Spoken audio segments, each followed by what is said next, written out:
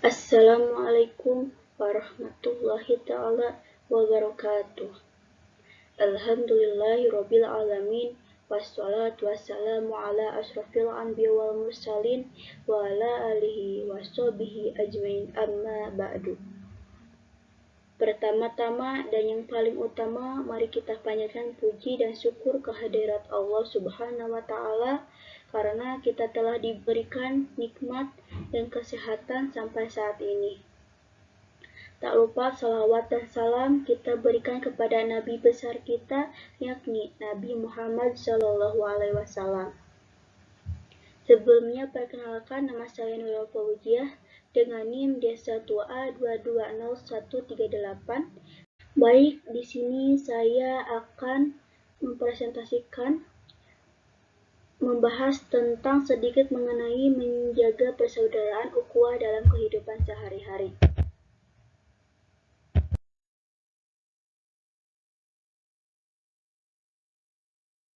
Kata ukhuwah berasal dari kata akhun yang artinya berserikat atau persaudaraan.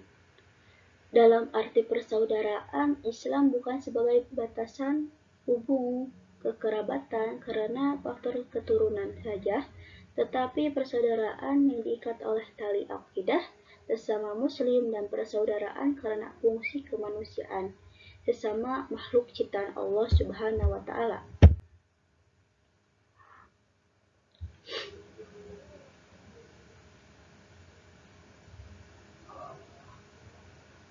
Macam-macam ukhuwah. Yang pertama adalah ukhuwah ubudiyah, yaitu persaudaraan karena sesama makhluk hidup yang tunduk kepada Allah Subhanahu wa Ta'ala.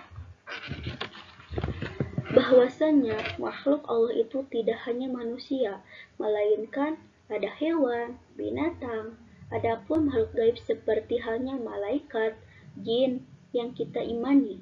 Sedangkan dengan yang terlihat yaitu manusia dan juga hewan, maka kita diperintahkan untuk senantiasa menyayangi sesama makhluk ciptaan Allah. Kemudian yang kedua, ukhuwah insaniyah atau basyariyah, yaitu persaudaraan karena sama-sama manusia secara keseluruhan. Bahwasanya manusia dibagi menjadi dua, yaitu ada perempuan, ada laki-laki, karena dimana keduanya memang harus saling menyayangi, mengasihi, ataupun sebaliknya. Dalam konteks persaudaraan, dari itu maka kita diperintahkan untuk senantiasa menjaga silaturahmi persaudaraan antar sesama manusia. Yang ketiga, ukhuwah watoniyah wa an-nasab, yaitu persaudaraan dalam keturunan dan kebangsaan. Bahasanya di Indonesia banyak juga ada suku, ras, bahasa, budaya, dan sebagainya. Dan di antara negara pun kita diberikan untuk menjaga perdamaian, persatuan, sehingga kita hidup berdampingan. Dengan itu, warga bangsa Indonesia dengan lainnya, kita juga harus tetap menjaga hubungan persaudaraan atau bersilaturahmi dengan negara lain untuk berdamai. Yang terakhir adalah ukhuwah diniyah, yakni persaudaraan karena seagama, ukhuwah fi din al-Islam. Wawasan Islam menyatakan yang berbeda baik suku, keturunan, warna kulit, bahasa, dan lainnya adalah bersaudara. Nah, sehingga berkaitan dengan macam-macam ukhuwah, kita dijunjung dan ditekankan nilai-nilai keislaman dengan ukhuwah, yaitu ukhuwah ubudiyah, ukhuwah insaniyah, ukhuwah wataniyah, ukhuwah diniyah. Sebagaimana halnya di dalam Quran surat Al-Hujurat ayat 10. Allah berfirman, Bismillahirrahmanirrahim. Innamal mu'minuna ikhwatun fa'aslihu baina akhwakum wattaqullaha la'allakum turhamun. Sesungguhnya Orang-orang mukmin adalah bersaudara, karena itu damaikanlah antara kedua saudaramu jika berselisih, dan bertakwalah kepada Allah supaya kamu mendapat rahmat. Dalam Al-Hujurat ini, Allah menegaskan kepada orang-orang yang beriman atau mukmin bahwa mereka hidup adalah bersaudara. Fa'aslihu baina ahwakum. Maka apabila ada di antara orang mukmin yang berselisih dan berbeda pendapat, kemudian terjadi pertikaian atau pertengkaran dan sebagainya, maka mukmin yang lain dianjurkan untuk jangan sampai ada perpecahan, bahkan pertikaian darah di antara orang mukmin. Allah memperintahkannya untuk bertakwa kepada Allah. Hadis tentang persaudaraan. Perumpamaan orang-orang mukmin dalam saling mencintai, saling mengasihi, dan saling menyayangi seperti satu tubuh. Apabila satu organ tubuh merasa sakit, akan menjalar kepada semua organ tubuh yang lain, yaitu tidak dapat tidur dan merasa demam. Hadis riwayat Muslim.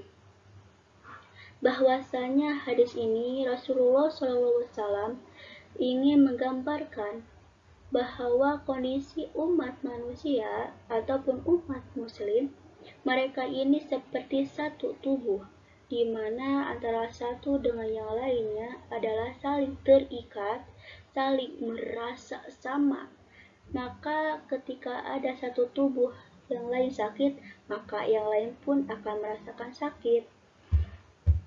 Maka ketika ada manusia, orang-orang lain, yang umat muslim yang lain terkena musibah, maka kita sebagai orang yang beriman, yang menjaga persaudaraan, sudah menjadi kewajiban bagi kita untuk membantunya. Harus memiliki sikap simpati, empati terhadap sesama manusia. Itulah yang diinginkan Rasulullah di dalam hadis tersebut. Selanjutnya, contoh menjaga persaudaraan yang dilakukan Allah Subhanahu wa Ta'ala. Mempersaudarakan antara kaum Muhajirin dan kaum Ansor, serta menjalin hubungan persaudaraan dengan suku-suku lain yang tidak seiman dan melakukan kerjasama dengan mereka. Contohnya, Rasulullah memberi contoh mengajak Ali bin Abi Thalib sebagai saudaranya, dan dicontohkan oleh Rasulullah, kemudian dicontoh oleh seluruh sahabat. Hamzah bin Abu Thalib, paman Rasulullah, bersaudara dengan Zaid bin Harsyah, mantan hamba sahaya, yang kemudian dijadikan anak angkat Rasulullah. Abu Bakar As-Siddiq bersaudara dengan Harsyah bin Zaid, Umar bin Khattab bersaudara dengan Itban bin Malik, Abdurrahman bin Auf bersaudara dengan Sya'ad bin Rabi, dan seterusnya. Muhajirin dan Ansor melakukan kerjasama untuk menjadi saudara. Selanjutnya, perilaku menerapkan menjaga persaudaraan. Yang pertama, menjenguk atau mendoakan, membantu teman orang lain yang sedang sakit atau terkena musibah. Yang kedua, mendamaikan teman atau saudara yang berselisih agar mereka sadar dan kembali bersatu. Yang ketiga, bergaul dengan orang lain dengan yang tidak memandang suku, bahasa, budaya, dan agama yang dianutnya. Keempat, menghindari segala bentuk permusuhan, tawuran, kegiatan yang dapat merugikan orang lain. Dan yang terakhir, menghargai perbedaan suku, bangsa, agama, dan budaya.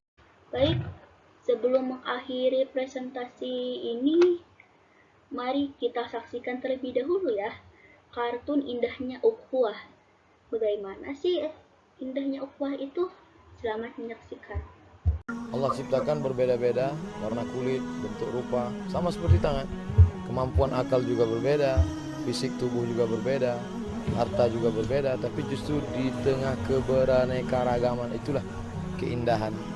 Begitu suara simfoni yang berbeda menjadi satu, amat sangat indah. Kami dari latar belakang pendidikan yang berbeda, suku yang berbeda, warna kulit berbeda, tapi kami tetap ada titik-titik persamaan. Nata'awan fi mattafaqna, pada perkara-perkara yang kita sepakati mari kita bekerja sama. Wa nata'agar fi makhtalafna, ada hal-hal yang kita berbeda, kita berlapang dada menerima perbedaan. Rabb yang menyuruh salat Allah, Rabb yang menyuruh kita berpuasa adalah Allah, Rabb yang menyuruh kita untuk haji dan umrah adalah Allah, dan Rabb yang menyuruh kita untuk wa'tasimu, bersatulah kita di antara yang beriman juga sama dengan Allah. Jangan bedakan antara sholat dengan puasa, jangan bedakan puasa dengan wa'tasimu, karena semuanya datang dari Rabb yang sama, Rabb yang kita sembah dan kita gantungkan seluruh kehidupan kita bersamanya. Maka inilah yang menjadikan kita menyepakati, kalaupun kita tidak sepakat dalam beberapa hal, kita sepakat bahwasanya kita bersaudara, kita selayaknya pakaian untuk saling menghiasi, saling menutupi kekurangan satu dengan yang lainnya, karena sesungguhnya sebagaimana masuk surga bersama-sama, menata jalan keimanan pun harus bersama-sama. Sebagai penutupan, izinkan saya untuk menyampaikan satu pantun. Nasi goreng rasanya gurih cakep, dimakan di kota Batu. Kuucapkan terima kasih atas semua kasih dan perhatiannya. Wabillahi taufiq wal hidayah. Wassalamualaikum warahmatullahi taala wabarakatuh.